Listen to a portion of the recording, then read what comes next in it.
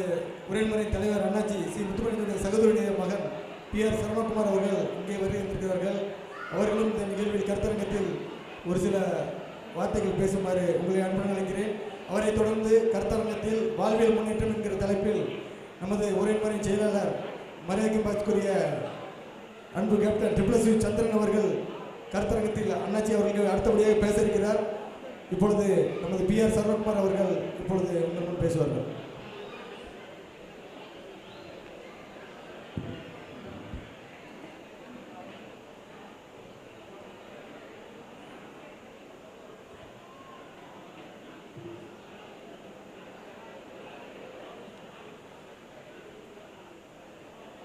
இங்கு கூடியிருக்கும்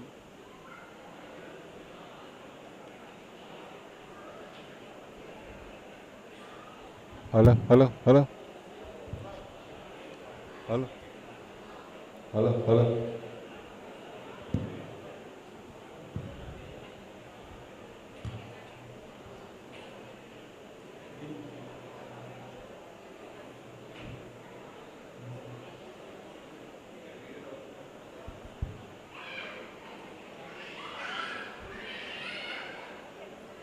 இங்கு கூடியிருக்கும் சங்கத்தின் உறுப்பினர் அனைவருக்கும் எனது வணக்கம். என்னை இங்கு சிறப்பு விருந்தினராக வரவழைத்த சங்கத்தின் ஆலோசகர், தலைவர், பொதுச் செயலாளர், பொருளாளர் மற்றும் அனைத்து நிர்வாகிகளுக்கும் எனது நன்றி கலந்த வணக்கத்தை தெரிவித்துக் கொள்கிறேன். இந்த சங்கத்தின் 65வது பொதுக்குழு கூட்டமானது ஒரு மிகப்பெரிய சாதனையாக நான் பார்க்கிறேன். 65 ஆண்டு காலம் என்பது ஒரு மிகப்பெரிய காலம். நமது வாழ்க்கையில் நாம் பின்னோக்கி பார்த்தாலே நமக்கு ஒரு 10 வருடங்களுக்கு மேல் நினைவிற்கு வராது. ஆனால் ஒரு சங்கத்தை ஆரம்பித்தது மட்டுமன்றி அதை ஒரு வெற்றிகரமான முறையிலே 65 ஆண்டுகள் நடத்துவது என்பது மிகப்பெரிய சாதனையாக நான் பார்க்கிறேன். அதற்கு முன்னால் இந்த சங்கத்தை ஆரம்பித்தவர்களுக்கும் அதன் பின்பு வந்த நிர்வாகிகளுக்கும் இப்போது இதை சிறப்பாக நடத்தி கொண்டிருக்கும் நிர்வாகிகளுக்கும் நாம் அனைவரும் நன்றி சொல்ல கடமைப்பட்டுள்ளோம்.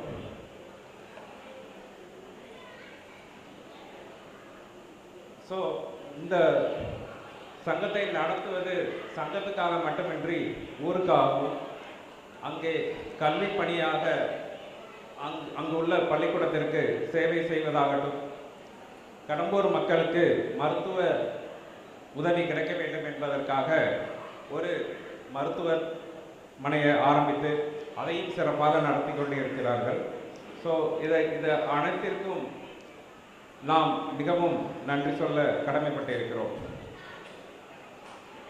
எனக்கு முன்னால் பேசிய சிறப்பு விருந்தினர்கள் கட்டிடக்கலையின் பரிணாம வளர்ச்சியை பற்றி TND ராஜசேகர் அவர்கள் மிக சிறப்பாக உரையாற்றினார்கள்.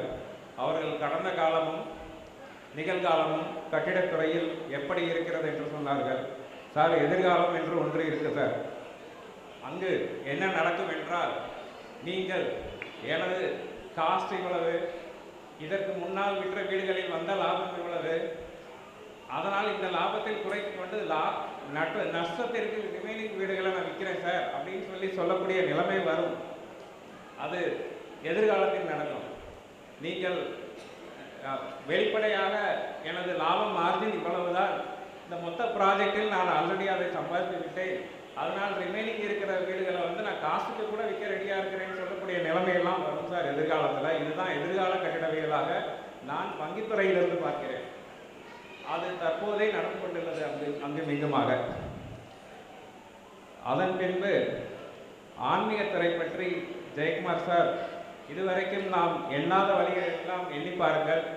அன்றாடம் காலையில் எழுந்தோமா, கடகடவென்று கிளம்பி அலுவலகத்திற்கு சென்றோமா, சாயந்தரம் வீட்டுக்கு வந்தோடனே குழந்தைங்கள்லாம் வீட்டுக்கு வந்துட்டாங்களா, ஹோம்ஒர்க் முடிச்சுட்டாங்களா, படுத்துட்டாங்களான்னு பார்த்துட்டு அடுத்த நாள் காலையில் எழுந்திரிச்சு ஓடுறதுக்கு ரெடி ஆகிடுறோம். இதுக்கு இடையில நம்மளை பற்றி பார்க்குறதுக்கோ, நம்மளை உள்நோக்கி பார்க்குறதுக்கோ, நாம் சந்தோஷமாக தான் இருக்கமா அப்படின்ற ஒரு கேள்வி இதுவரைக்கும் கேட்டிருப்போமான்னா இல்லை. நம்ம சந்தோஷமாக தான் இருக்குமாங்கிறது எல்லாமே பாருங்கள், வீட்டில் குழந்தைங்க படிச்சுட்டாங்களா, ஒய்ஃபெல்லாம் வீட்டில் சௌக்கியமாக இருக்காங்களா, அம்மா அப்பா இருக்காங்களா அப்படின்னு அடுத்தவங்களையே பார்த்துக்கிட்டு இருக்கோமே தவிர, நம்ம என்னைக்காவது நமக்கு சந்தோஷமாக தான் இருக்கிறோமா, நம்ம உள்ள ஹாப்பியாக தான் இருக்கிறோமா அப்படின்னு யோசிச்சு பார்த்துருக்கோமானா இல்லை. அந்த விதத்தெல்லாம் அவர் பேசும்போது நமது எண்ணங்கள் ஓட ஆரம்பிச்சது. பட் அவர் ஒன்று சொன்னார், நீங்கள் இதெல்லாம் உங்களை உள்நோக்கி பார்க்க ஆரம்பிச்சிங்கன்னா வெளியே இருக்கிறதெல்லாம் சரியாகுங்கிறாரு. அதில் ஏதோ ஒரு கனெக்ஷன்ஸ் இருக்குது. அது நம்ம அவர்கிட்ட மேற்கொண்டு கலந்து ஆலோசித்து நமக்கு வேணும்னா சந்தேகத்தை தெளிவுபடுத்துவாருன்னு நம்புகிறேன். ஆனால் அவரோட ஸ்பீச் வந்து இப்படி ஒரு இன்சைட் தாட்டை எனக்குள்ள உருவாக்குச்சுங்கிறத சொல்லிக்கிறது நான் மகிழ்ச்சி அடைகிறேன். அதுக்கப்புறம் தாமோதரன் சார் மிக சிறந்த ஸ்பீச் சார். ஜென்சி கிட்ஸை வளர்க்குறது எவ்வளோ கஷ்டங்கிறது நானும் ஃபேஸ் பண்ணிகிட்டு இருக்கேன். அதை எப்படிலாம் மற்றவங்க அனுபவிக்கிறாங்கங்கிறது இன்றைக்கி தான் ஃபஸ்ட் டைமாக கேட்குறேன் சார். அது மாதிரி டோன் பற்றி ஒன்று சொன்னார். அந்த டோன் வந்து என்னென்னா, டே நான் இங்கே வாடானா யாராக இருந்தாலும் உங்களுக்கு கீழே வேலை பார்க்குற கூட ஏற்றிருப்பான். ஸோ இது சார் சொல்லும் போது எனக்கு ஒரு கதை ஞாபகம் வந்து, குட்டி கதைலாம் வேகமாக முடிச்சிடுறேன். ஒருத்தர் வந்து ஏர்போர்ட்டுக்கு போகிறாரு. அவருக்கு வந்து எப்போவுமே ப்ரையாரிட்டி செக்இனில் போவார். ப்ரையாரிட்டி செக்இன்னா எந்த க்யூவில் நிற்காம முன்னாடி போய் செக்இன் பண்ணிக்கிறது, அந்த ஆப்ஷனோட தான் புக் பண்ணுவார். அவர் கூட்டம் ரொம்ப இருந்தால் அந்த ஏர்போர்ட்டில் என்ன பண்ணுவாங்க, அந்த ப்ரையாரிட்டி செக்இனை அலோவ் பண்ண மாட்டாங்க, யாராக இருந்தாலும் க்யூவில் வந்துடுவாங்க. அன்னைக்கு கூட்டம் ரொம்ப இருந்தது, அதனால அவர் நீ யாராக இருந்தாலும் க்யூவில் வான்னு சொல்லிட்டாங்க. நம்ம ஆள் எப்போவுமே கோபத்திலே எல்லாத்தையும் சாய்ச்சிடுவார். நான் பே பண்ணியிருக்கேன், என்னை எப்படி நீ ப்ரையாரிட்டி செக்இனில் விடாமல் என்னை நீ க்யூவில் வர சொல்லுவேன்னு சொல்லி சண்டை போட ஆரம்பிச்சிட்டார். ஸோ இவர் கோபத்திலே எல்லாத்தையும் அச்சீவ் பண்ணுற ஆள். அலுவலகத்துலேயும் சரி, வீட்லேயும் சரி, பஸ்ஸில் அல்லது ரோட்டில் பொது இடத்துலையும் சரி. இப்போ அந்த ஏர்போர்ட்டில் அந்த கோபத்தில் அச்சீவ் பண்ண ட்ரை பண்ணுறாரு. அவருக்கு என்ன நடக்குதுன்னு பாருங்கள், இப்போ கோபத்தோட ரியாக்ஷன் புரியும். ஆக்சுவலாக நான் ஒரு physics student. Every action has equal opposite ரியாக்ஷனுங்கிறது படிச்சிருக்கேன். அது வந்து கோபத்துக்கும் கண்டிப்பாக உண்டு. இது கோபப்படுற ஒவ்வொருத்தரும் கவனித்து பார்க்க வேண்டிய ஒரு விஷயம். நீங்கள் கொடுக்குற கோபத்துக்கு ஒரு ரியாக்ஷன் கண்டிப்பாக உண்டு, அதில் சந்தேகமே இல்லை. அதை நீங்கள் முன்னாடியே ஃபேஸ் பண்ணிட்டீங்கன்னா கூட பிரச்சனை இல்லை. ஃபேஸ் பண்ணலைன்னா என்ன நடக்குங்கிறது இந்த கதையில் நல்லா புரியும். அவர் அஸ் யூஸ்வல் கத்த ஆரம்பிக்கிறாரு. கவுண்டரில் டிக்கெட் கொடுக்குற அம்மாட்ட கத்துறாரு. அடுத்து அந்த லக்கேஜை செக்யூரிட்டி செக்இன் பண்ணிவிட்டு லக்கேஜ் அனுப்புவானே அவன்கிட்ட வந்து கத்துறாரு. ஆனால் அந்த லக்கேஜ் போடுற இவர் வந்து ஜப்பான் கண்ட்ரிக்கு போகிறாரு. அந்த லக்கேஜை வாங்கி போடுற ஆள் வந்து ஜப்பான் எம்ப்ளாயி.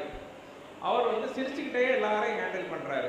சும்மா லக்கேஜை வாங்கி அப்லோட் பண்ணுறவர் தான். ஸோ அவர் சிரிச்சுக்கிட்டே எல்லா விஷயத்தையும் ஹேண்டில் பண்ணிக்கிட்டே இருக்கார். இவர் எல்லார்ட்டையும் கத்திட்டு வந்தவர் அந்த எம்ப்ளாயிட்டையும் போய் கத்துறாரு. அவன் வந்து தேங்க்யூ தவிர வேறு ஒன்றுமே சொல்லலை.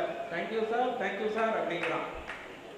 சரின்னு சொல்லிட்டு இவர் அவனையும் வந்து எப்படியாவது கத்தி திட்டு, இங்கே பாரு நான் ப்ரையாரிட்டி செக்இனில் வந்திருக்கேன், எனக்கு நீ சீக்கிரம் அனுப்பலை அப்படின்னா நீ நாளைக்கு வேலையில் இருக்க மாட்டே அப்படிங்கிறாரு. யார் இவர்? ஜப்பான் எம்ப்ளாயியை வேலையை விட்டு தூக்கிடுவார் கோபத்திலேயே. ஸோ உன்னை நான் பண்ணிடுறேன் பாரு அப்படிங்கிறார். அவன் வந்து எல்லாருக்கும் 5 நிமிஷத்தில் லோட் பண்ணான்னா இவருக்கு 2 நிமிஷத்தில் லோட் பண்ணிட்டான். ஃபாஸ்ட்டாக முடிச்சு கொடுத்துட்டான். இவருக்கு கத்துனதுனால இவருக்கு உள்ள ஒரு சந்தோஷம், ஆகா நம்ம திட்டினதுனால 2 நிமிஷத்தில் பண்ணி கொடுத்துட்டான் அப்படின்ட்டு இவர் கிளம்பி போயிட்டார். இவருக்கு பின்னாடியே இருந்து இன்னொருத்தவர் கவனிச்சுக்கிட்டே பார்த்துட்டு இருக்காரு. அவர் ஏன் இவர் இப்படி திட்டிட்டு போறாரே ஒன்றா, அப்போ கூட நீ தேங்க்யூன்னு சொல்லிகிட்டே இருக்கியே, எப்படி உன்னால் சிரிச்சுக்கிட்டே இதை ஹேண்டில் பண்ண முடியுதுன்னா அவன் அப்பவும் சிரிச்சுக்கிட்டே சொல்கிறான். சார் அதெல்லாம் ரொம்ப சின்ன விஷயம் சார் அப்படின்னு சொல்லி சிரிச்சுக்கிட்டே இவரோட ப்ராசஸை ஹேண்டில் பண்ணுறான். இவருக்கு இருந்தாலும் ஆச்சரியம் தாங்கலை. இல்லைப்பா நீ வந்து ரொம்ப கூலாக ஹேண்டில் பண்ணுற, உங்கள் ஜப்பான் கண்ட்ரி வளர்றதுக்கு காரணமே உன்ன மாதிரி பொறுமை தான் நினைக்கிறேன் அப்படிங்கிறாரு. ஆனால் அவன் ஒரு ரிப்ளை கொடுத்தான்.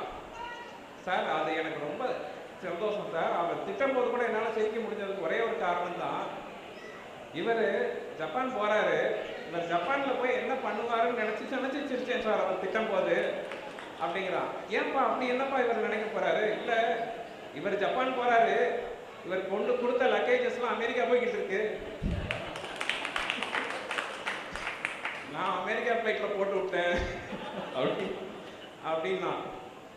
இங்கே அவரோட கோபத்தோட ரியாக்ஷன் பாருங்க. இவர் கத்துன்னு கத்துனாரு, பட் அந்த ரியாக்ஷன் எப்படி ஒர்க் அவுட் ஆயிருக்கு பாருங்க. அவன் ஆன் த கேஸ் அந்த எம்ப்ளாயி இவரை திருப்பி அடிச்சிருந்தா கூட அது அங்கேயே முடிஞ்சிருக்கும்.